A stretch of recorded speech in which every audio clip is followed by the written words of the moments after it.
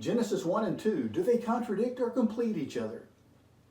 Some people believe the two chapters contradict each other because Genesis 1 says that plants were made on day 3 before man. And in Genesis 2, they say they were made on day 6 after man. Genesis 1 says that birds are made out of the water on day 5 before man, and Genesis 2 says they're made out of the dirt on day 6 after man. Genesis 1 says animals were made on day 6 before man. In chapter 2, animals were made after man. Can't the Bible get it right, some ask?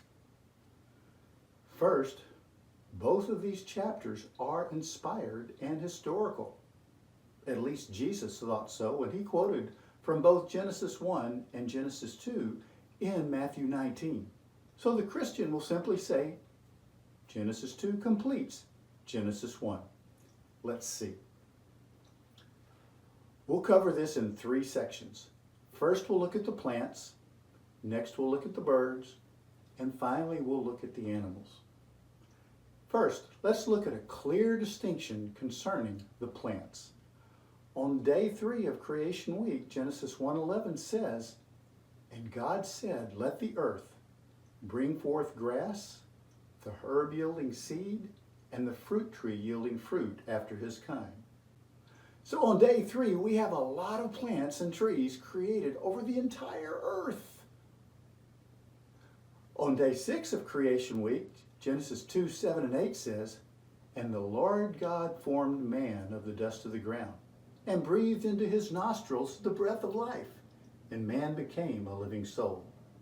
And the Lord God planted a garden eastward in Eden, and there he put the man whom he had formed." So man was made on day 6. Then God made a special place called the Garden of Eden on day 6. And he put the man into it on day 6. The garden was very different from the rest of the earth. What was special about the garden? Well, in Genesis 2:9 it says, "Out of the ground made the Lord God to grow every tree that is pleasant to the sight and good for food. The tree of life also is in the midst of the garden, and the tree of the knowledge of good and evil." So here we have on day 6 entirely new plants that were not created on day 3. The tree of knowledge and the tree of life are newcomers to the story. So are the trees and the plants that are pleasant to the sight and good for food. So what is different between the earth, the field, and the Garden of Eden? It is implied that the garden is a very special place that is different from all other places on the earth. If it is different, then it is special. Bottom line, different plants were created on different days. The tree of knowledge and the tree of life were not created on day 3. What about the birds, you ask? Here the distinction is not quite so clear. On day 5, Genesis 1:20 says, "And God said, let the waters bring forth abundantly the moving creature that hath life, and fowl that may fly above the earth in the open firmament of heaven." Then Genesis 2:19 says, on day 6 in the garden, that out of the ground the Lord God formed every beast of the field and every fowl of the air. Genesis 1 says fowl that may fly, while Genesis 2 says fowl of the air. What kind of birds may fly or can barely fly? Chicken, ostrich, emu, streamer duck, kiwi. The penguin, they can fly underwater, but not in the air.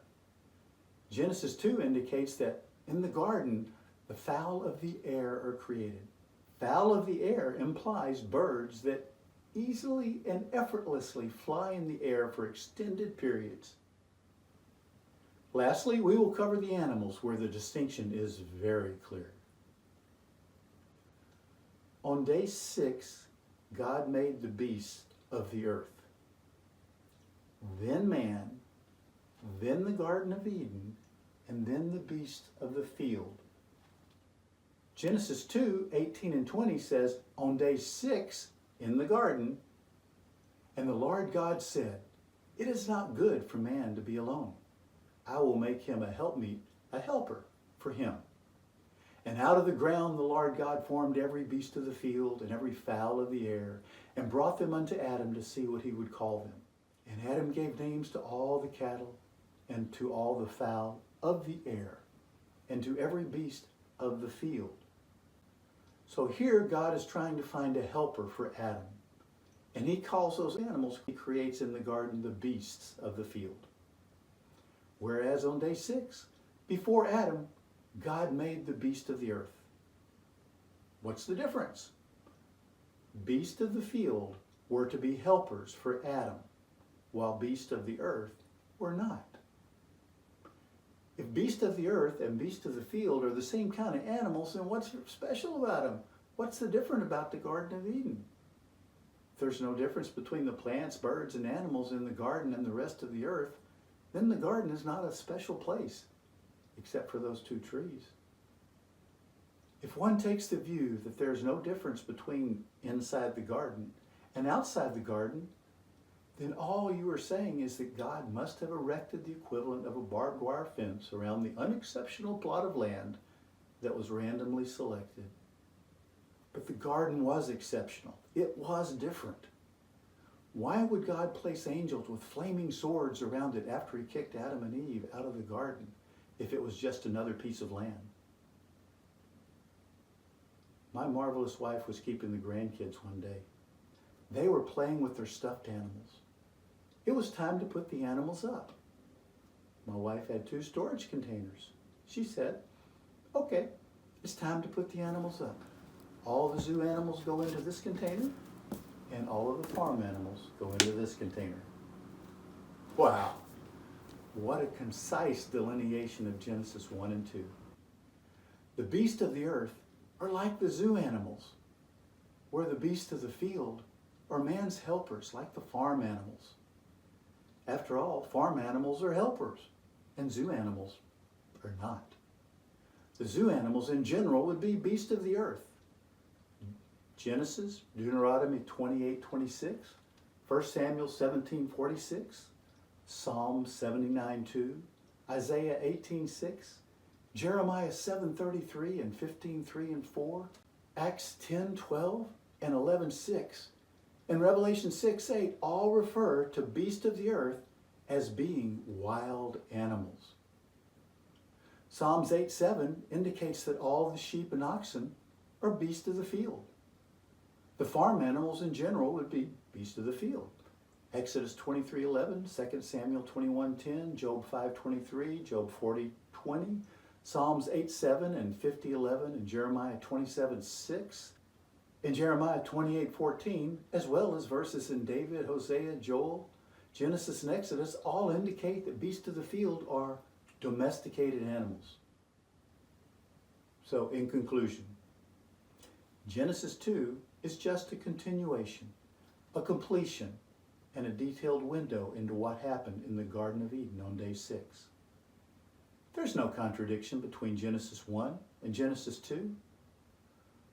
All the Bible references that I've talked about are from the Authorized Version, the King James Version. Notice the word in Job 40:15. It says, "Behold now behemoth, which I make with thee." Here, behemoth is today generally considered to be the Brachiosaurus, the largest of all the dragons, the dinosaurs, which were with Job. Cattle, behema, it's singular for a dumb beast, or especially any large quadruped or animal. And that's coming from Strong's Talking Greek and Hebrew dictionary. So here, cattle has 2 meanings.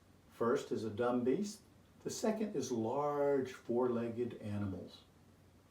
This would explain the usage of cattle on day 6 as beasts of the earth, which would include what we today call dinosaurs, alligators, Komodo dragons, giraffes, elephants, etc., which are definitely zoo-type animals. Beasts of the field, like cows, oxen, sheep, etc., are not exactly smart animals and would also fit into the category of dumb beast. There are many examples of a single word having different meanings.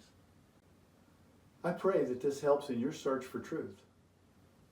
kind of makes you think, doesn't it? Grandpa here, signing off. Love you guys. Bye.